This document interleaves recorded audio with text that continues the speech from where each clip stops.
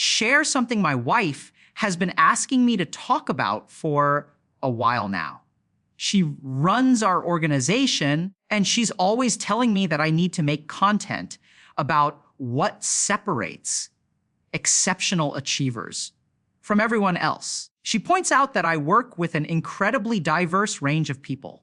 On one end, there are billionaires, company founders, top executives, content creators who have built massive audiences and incredible careers.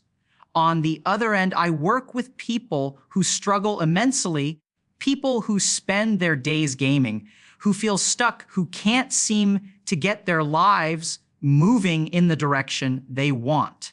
She doesn't look down on either group, and neither do I.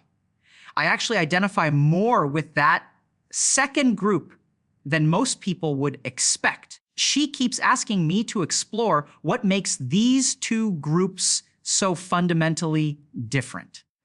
What's the secret ingredient that allows some people to rise to extraordinary heights while others with similar intelligence and potential seem to plateau or never get started at all? I'm finally making that content, but I need to warn you that what I'm about to share probably isn't what you're expecting. After years of working with people at the highest levels of achievement, I've come to understand something counterintuitive. These exceptional performers aren't successful because they're mentally healthier or more balanced than everyone else. They're not thriving because they have some magical positive mindset or because they've figured out how to eliminate fear and doubt from their lives. It's almost the opposite. The high achievers I work with are, in many ways, deeply broken.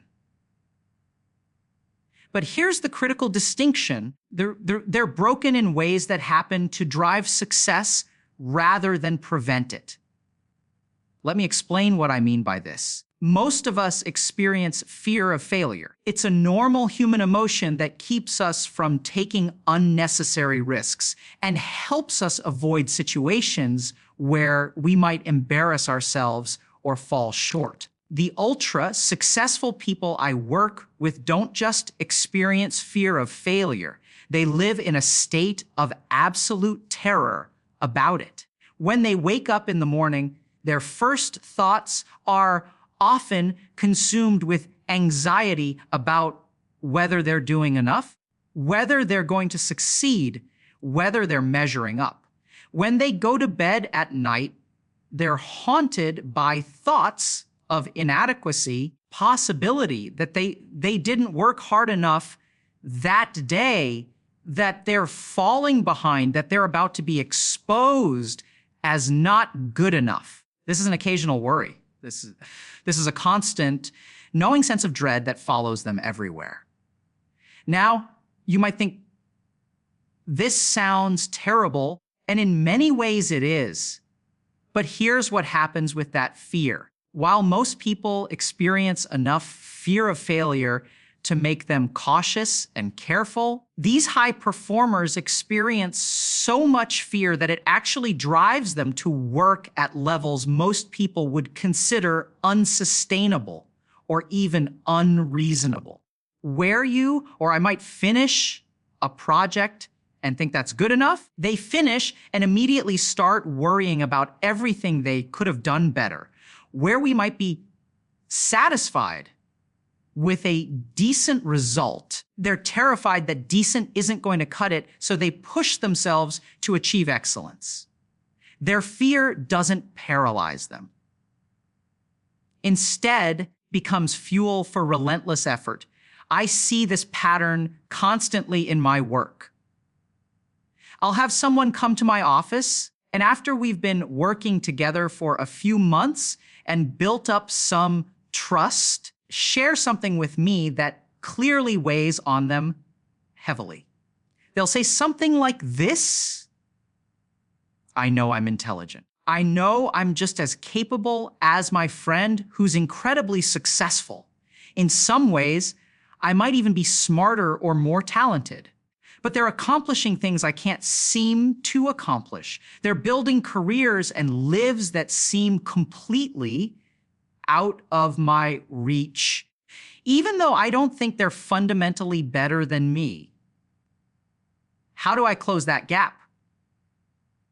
How do I achieve what they're achieving? And the uncomfortable truth I've discovered is that the easiest path to that kind of achievement often involves being damaged in very specific ways. I'm going to walk you through 4 key characteristics that I see repeatedly in high performers.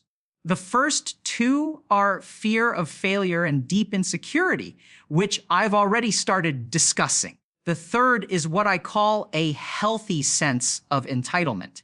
And the fourth is the ability to plan and execute systematically.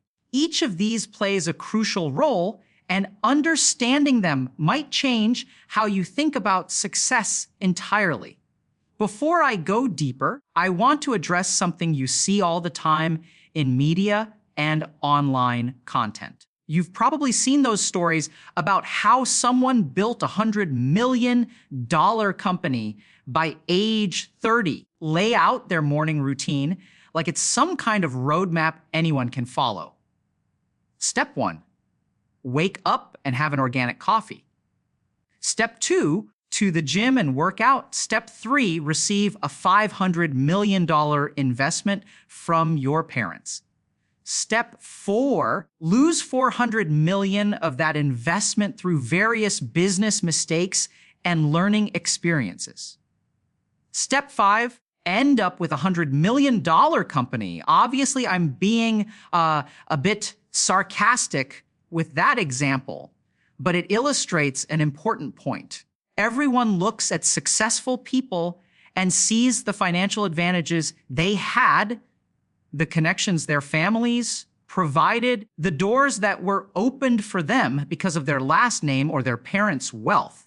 And yes, those advantages are real and they matter. What almost nobody talks about are the psychological factors that come from growing up in families that produce exceptional achievers. This is something I understand intimately from my own background. Both of my parents are physicians. They immigrated to this country from South Asia, and they brought with them very specific ideas about success and achievement. From the time I was incredibly young, maybe 5 or 6 years old, my father made it clear that our family would produce a doctor and a lawyer. That was simply the expectation. My grandmother would look at me and say, with complete certainty, that I was going to be a wonderful doctor someday. This wasn't a maybe or a hope. It was stated as an inevitable fact about my future. By the time I was 15 years old, when people asked me what I wanted to be when I grew up, I would automatically say, I wanted to be a doctor. And people would respond enthusiastically, telling me how wonderful that was, how proud my family must be, how successful I was going to be.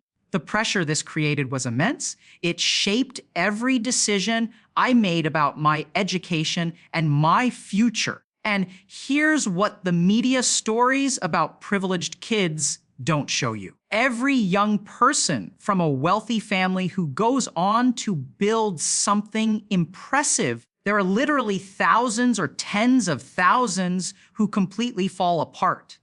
They turn to serious drug use.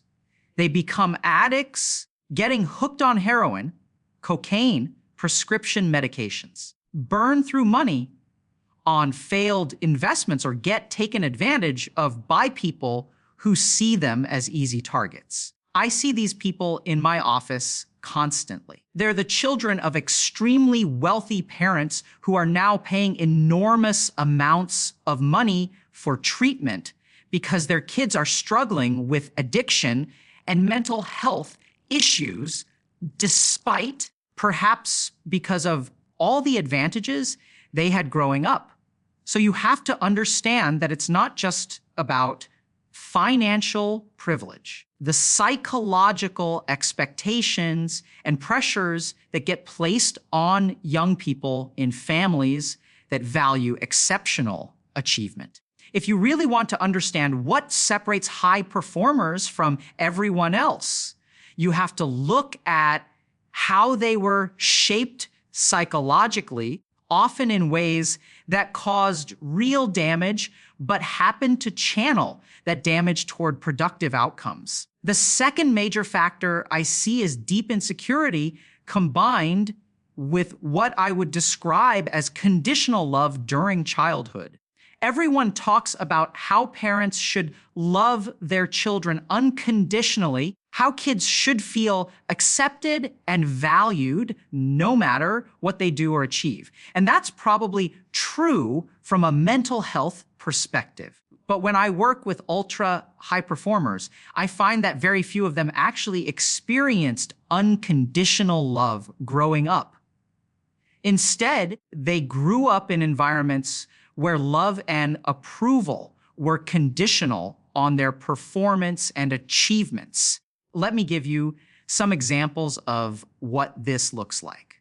A parent might say something like, "My business partner's children all went to Ivy League schools, so you need to get into an Ivy League school too." Or they might make it clear that the family's reputation depends on the children's achievements. Anything less than the best schools and the best careers would be a disappointment. The love and approval these kids receive isn't given freely. It's earned through grades, through acceptances to prestigious programs, through visible markers of success that the parents can point to with pride. When you grow up in an environment like this, you don't develop a secure sense of self-worth. You don't wake up in the morning feeling inherently valuable as a person. Instead, only time you feel truly secure and loved is when you're performing at an exceptionally high level. And because that deep need for love and approval never gets satisfied in a stable way, it becomes this constant driver pushing you to achieve more, to do better, to reach higher. Your psychology, your heart, fundamental part of you that wants to feel loved and accepted remains chronically unfulfilled. Unfulfilled need drives relentless performance. Now, I want to be very clear about something. The first two factors I've discussed, the terror of failure and the deep insecurity from conditional love, these are not things I'm recommending people try to develop or replicate. They're forms of psychological damage, and while they can drive achievement, they also cause real suffering. Worked with plenty of people who grew up in families without money, who also experienced conditional love. The problem is that if you grew up poor, the conditions for receiving love might not have been tied to the kinds of achievements that lead to conventional success. You might have been expected to be tough, to not complain, to contribute financially to the family from a young age. That conditional love creates its own kind of damage. It doesn't necessarily channel people toward the kind of achievement we're talking about, not suggesting anyone should seek out trauma or try to make themselves more fearful and insecure. But understanding these factors helps explain why some people with similar intelligence and talent end up in very different places. The good news is that the next two factors I want to discuss are things that can actually be learned and developed, even if you didn't grow up with them. And if you're someone who has talent and potential but struggles to turn that potential into real achievements, these are the areas where you can actually make changes. The third factor is what I call a healthy sense of entitlement, and this is something that really struck me recently. About a month ago, I was invited to give a talk at an organization for young executives and business owners. To join this organization, you have to have started or currently run a company worth at least $25 million. Found myself at this health and wellness conference surrounded by 300 to 350 people who were all running significant businesses. Ham had companies worth 30 million, others 300 million, and some were running billion-dollar enterprises. Fascinated me during this event was how entitled these people were. I need to be very careful about what I mean by that because entitled has become such a negative word. Let me give you a specific example. Dinner one evening, just having a casual conversation with 3 or 4 people, making small talk. And someone else from the conference walked up to our group and said, "Excuse me, can I borrow Dr. K for about 5 minutes?" Now, what struck me about this interaction was how unusual it would be in most social contexts. This person essentially interrupted a social conversation to ask if they could have my time because they had something important to discuss. Most people would never do this. Most people would see someone talking with others and think, I can't interrupt. That would be rude. I'll just wait and hope I catch them later, or maybe I'll never get the chance, and that's just how it is. This person had a completely different framework. They thought, I have something important to discuss. Dr. K said he'd be available during the conference to talk. These people are just socializing, perfectly reasonable for me to politely ask if I can have a few minutes of his time. And you know what? They were absolutely right. I had made myself available. They approached respectfully, and we had a valuable conversation. The key thing to understand is that this wasn't arrogance or disrespect. Nobody interrupted me when I was in the middle of an important conversation or doing focused work. People throughout the conference would approach me with questions, but they were very good at reading situations and only asking for my time when it was appropriate. But they didn't hesitate to ask. They didn't assume that their needs were less important than whatever else might be happening. They had this fundamental belief that it was okay to ask for what they needed, to pursue opportunities, to advocate for themselves. This pattern showed up everywhere at that conference, and it made me realize how many of my patients have never been taught that the world is supposed to work for them in some way. They've never learned that there are people you can ask for help, resources you can access, opportunities you can pursue. They don't understand that if a boss is treating them poorly, they can actually leave and find a better situation. They don't owe their employer their suffering or their loyalty if that loyalty isn't being reciprocated. I see this dynamic constantly online. There are all these posts and discussions about how employers don't owe workers anything, how companies will drop you without a second thought. Unfair the whole system is. And there are countless people upvoting and sharing this content, nodding along about how unjust everything is. Instead of using that understanding to advocate for themselves, to make different choices, to pursue better opportunities, they just keep complaining about the unfairness. They're unsatisfied with their situations, but somehow they're also content enough to stay in them. High performers think completely differently. When they find themselves in a situation that isn't working, their immediate thought is about how to change it. If this job isn't right, I'll find a better one. If this relationship isn't serving me, I'll end it.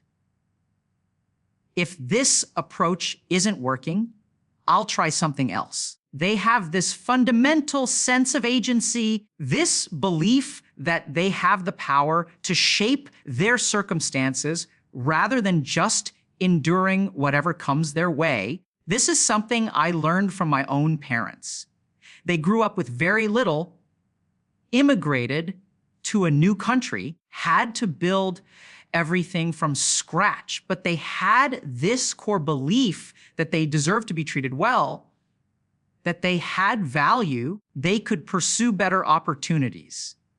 They taught me that if someone isn't treating you with respect, you don't try to win them over or prove your worth to them. You leave and you find people who will recognize your value. If you're working hard and doing good work, you find an environment where that gets rewarded and appreciated. This kind of agency, this belief that you have the power to create a life that reflects your worth and your effort, is something that so many people I work with have simply never experienced. They've been taught to be grateful for whatever they get, to not make waves, to accept their circumstances as fixed and unchangeable. And that fundamental difference in mindset, that gap between people who feel entitled to pursue what they deserve and people who feel like they should just accept whatever comes their way, that's one of the biggest dividing lines between high and low performers. The fourth and final factor, and this is absolutely critical, high performers have a completely different relationship with contentment than most people. In fact, many of the ultra successful people I work with actively hate being content. They're uncomfortable sitting still, uncomfortable with satisfaction, uncomfortable with that feeling of having done enough. And if I had to identify the single biggest thing that separates people who achieve their potential from people who don't, it would be this. People who underperform are too comfortable with doing nothing. Let me explain what I mean by this, because it's subtle but incredibly important. When I work with people who aren't living up to their potential, they often have plenty of dissatisfaction in their lives. They're unhappy with their boss, frustrated with their job, disappointed in their relationships, upset about their financial situation. So it's not that they're content with everything. But somehow, dissatisfaction doesn't translate into action. They'll complain endlessly about how their boss is terrible, but they won't actually start looking for a new job. They're unhappy with how they spend their time, but they won't make different choices about how to use it. There's something about being dissatisfied with negative things that creates this fork in the road. For some people, that dissatisfaction becomes motivation to make changes. But for many others, the negativity just piles up until it feels overwhelming. It triggers a stress response where they go into fight, flight, or freeze mode, and very often they end up frozen. The problems feel too big, the changes feel too hard, and so despite being deeply unhappy, they end up doing nothing about it. High performers are different in a very specific way. They're not primarily dissatisfied with negative things. They're dissatisfied with contentment itself. Let me give you a concrete example. Imagine you're a student and you have to study for an exam. The material covers 4 chapters, so you need to read those 4 chapters to prepare. Most people will read the 4 chapters, and when they're done, they feel content. They've completed the task they set out to complete. They've done what was required, and that sense of completion, that contentment, means they're done. They can relax now, move on to something else, feel good about having checked that box. But high performers don't work this way. When they finish reading those 4 chapters, completion doesn't bring contentment. Or if it does, that contentment isn't sufficient. They immediately start thinking about what else they could do. Maybe they should read the chapters again. Maybe they should make more detailed notes. Maybe they should find supplementary material. Maybe they should test themselves on the content. They have this deep dissatisfaction with simply having done what was asked or what was expected. The bar is always higher in their own minds. This is why I see such strong patterns with things like video game addiction among talented people who underperform. Here's how it typically works. You have someone with real potential and ability. They have work they're supposed to do, maybe studying or working on a project or building skills. They do that work to the level that's expected or required. And once they've hit that level, they feel content. The drive goes away because the task is complete. And at that point, instead of pushing further, instead of doing more, they shift into activities that are about comfort and distraction rather than growth. They'll start playing video games for hours, watching shows, scrolling through social media, anything that makes time pass pleasantly, but doesn't move them toward their goals. Now, I want to be very clear about something because this is important, and I don't want to be misunderstood. I'm not saying recreation is bad. I'm not saying you should never relax or have fun or do things purely for enjoyment. I work very hard, and I also make time for activities that are just about having a good time. Recreation is valuable and necessary. But there's a crucial difference between intentionally setting aside time for fun and relaxation versus drifting into it because you've hit a point of contentment with your work. When the goal of a specific time period is to have fun, to recharge, to enjoy yourself, that's great. Go ahead and play games, watch movies, hang out with friends, do whatever brings you joy. But what I see with people who don't live up to their potential is that they're not making intentional decisions about when to work hard and when to relax. Instead, they work until they feel relatively content, and then that contentment triggers a shift into what I would call complacency activities. They're not choosing to have fun. They're escaping from the discomfort of pushing themselves further. These activities have a particular quality to them. They're designed to make time pass quickly and painlessly. You sit down to play a game or watch a show, and suddenly hours have disappeared. You look up and realize you fast forwarded through a significant chunk of your day or your evening, and you haven't really gained anything from it. You weren't intentionally resting or recharging. You weren't building skills or relationships. You were just making time go by because you'd reached a point where you felt okay about stopping your productive work. High performers don't do this. When they finish what they're supposed to do, they don't feel satisfied enough to stop. They're driven by this internal dissatisfaction with mere adequacy. They want to know if they can do better, achieve more, reach higher. This isn't coming from a place of healthy ambition necessarily. Often it's coming from that deep fear and insecurity I talked about earlier. They're terrified of being ordinary, of being exposed as not good enough, of failing to live up to expectations. Can't stop when they've done enough. Enough is never enough for them.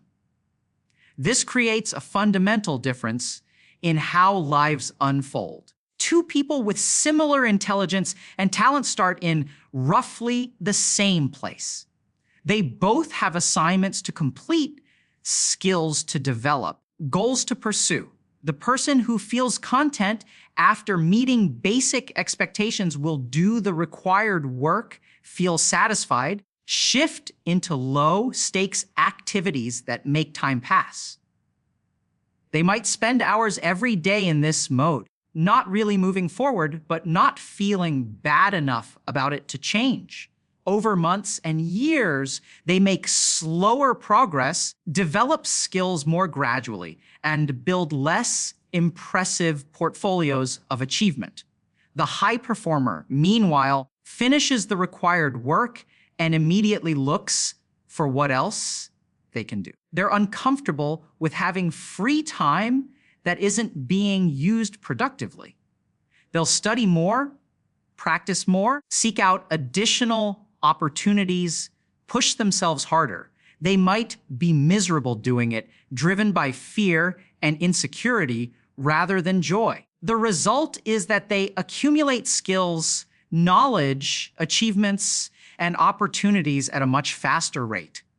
Over years, difference compounds into completely different life trajectories. I want to emphasize again that I'm not holding this up as some kind of ideal way to live. High performers I work with often struggle significantly with mental health. They have trouble relaxing, difficulty enjoying the present moment, strained relationships because they're always focused on what's next. Many of them would benefit from learning to be more content, from developing the ability to feel satisfied with good enough, finding peace with where they are rather than constantly striving for more. But if you're someone on the other end of the spectrum who has potential you're not realizing, someone who feels frustrated that others with similar abilities are achieving more than you are, then understanding this dynamic about contentment is crucial. You need to examine honestly whether you're too comfortable with doing the minimum, too satisfied with meeting basic expectations, too content with the feeling of having completed what was asked of you. The question isn't whether you should become as driven and dissatisfied as the most extreme high performers. The question is whether you're currently too comfortable with contentment, whether reducing that comfort level might help you start moving toward your potential. Can you push yourself to do a bit more after you've done what was required? Can you sit with the discomfort of not feeling completely done, even when you've technically finished? Can you delay the shift into comfort activities and instead ask yourself what else you could work on? This isn't about becoming a workaholic or sacrificing your mental health for achievement. Recognizing that if you consistently feel satisfied in content after minimal effort, feeling might be holding you back from what you're capable of.